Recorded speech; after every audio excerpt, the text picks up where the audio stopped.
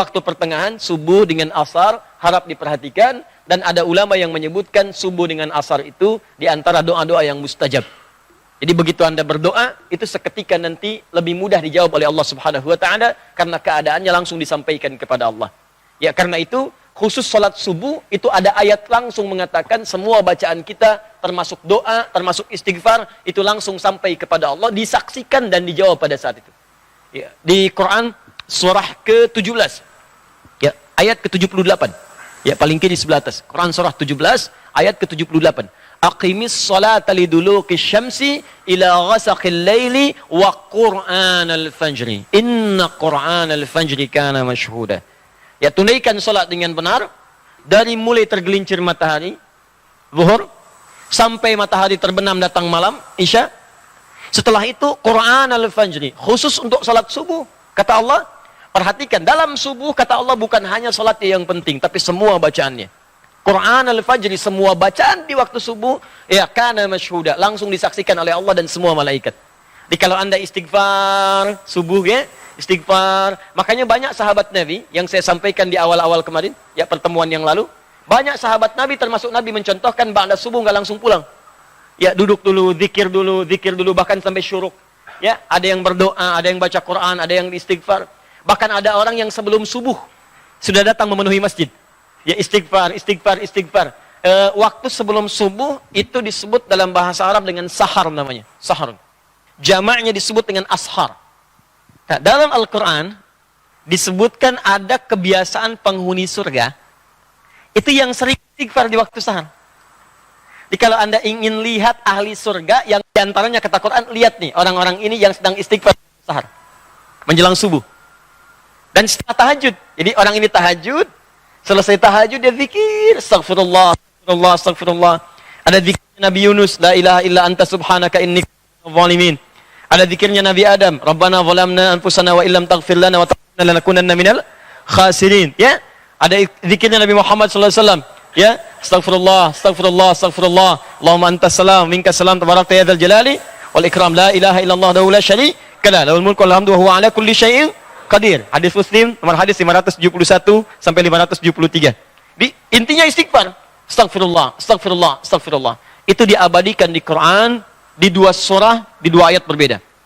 Satu Quran surah ke-51 ayat 18. Paling kanan pertengahan di mushaf. Nah, ini disebut ahli surga yang tinggalnya di surga spesial, di taman surga. Itu kebiasaannya di bumi sering istighfar di waktu sahar. Wabil asharihum yastaghfirun. Menjelang fajar mereka banyak istighfar kepada Allah.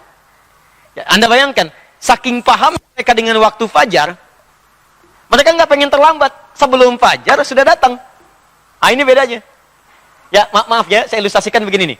Kalau ada pembagian sembako, ya, plus dengan uang satu amplopnya 500.000, langsung di masjid ini, pada jam 4.37. Pertanyaan saya, Anda datang jam berapa ke sini? Jam 3, jam 2. Demi Allah saya katakan, nginep. Dari sehari sebelumnya. Ya kan?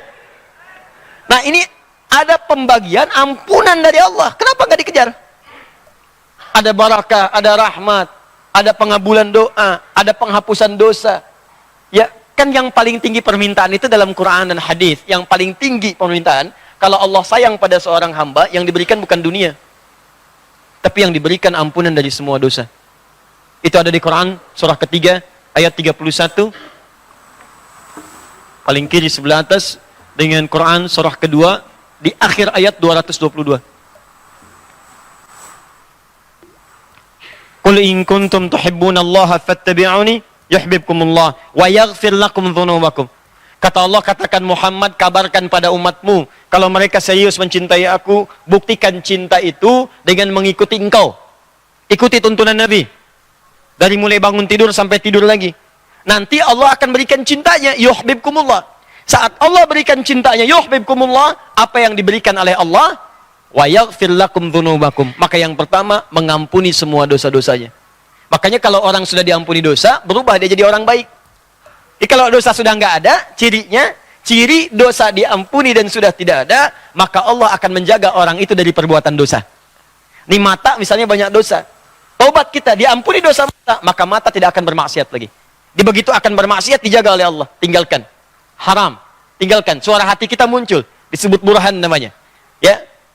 Tangan pernah berbuat dosa. Taubat. Nggak akan berbuat maksiat lagi. Dijaga oleh Allah. Ya, maka muncul penjagaan Allah dalam dirinya. Itu yang disebut dengan wa yaghfir lakum dzunubakum. Makanya kata Al-Quran, Allah lebih cinta pelaku maksiat yang taubat dibandingkan orang soleh yang tidak pernah merasa salah. Ayatnya mengatakan, innallaha yuhibbut tawwabin. Allah mencintai orang-orang yang mau tobat. Tobat dibandingkan orang soleh yang tidak pernah merasa salah. Paham? Nah, ada orang tiap mau subuh datang. Dia ngerti subuh itu banyak nih, didengar langsung oleh Allah, disaksikan. Nggak mau terlambat, kayak tadi, sembako di 437, nginep dari malam. Ada orang ingin mendapatkan ampunan Allah, dari sejak malam datang tahajud, sholat. Bahkan saking pengennya mendapat ampunan, sholatnya serius. Mencontoh Nabi, 1 rakaat sampai 100 ayat. Ya, ada yang 200 ayat, Masya Allah. Ada yang ayatnya aja gitu kan. Terus bacakan. Begitu datang sahar, astagfirullah. Nikmat, astagfirullah. Hadis qudsi mengatakan begitu orang ini mengatakan astagfirullah, man istaghfara liya ghafartu lahu. Maka aku akan ampuni semua dosa-dosanya pada saat itu. Itulah sahar. Ya, makanya orang ini akan digabungkan dengan orang sabar, kemudian orang yang jujur, orang yang khusyuk dalam salat, orang yang rajin infak, digabungkan dengan 4 golongan ini akan mendapat surga yang terbaik saat di akhirat. Itu ada di Quran surah ketiga ayat 17. Paling kiri sebelah atas di mushaf. Quran surah 3 ayat 17.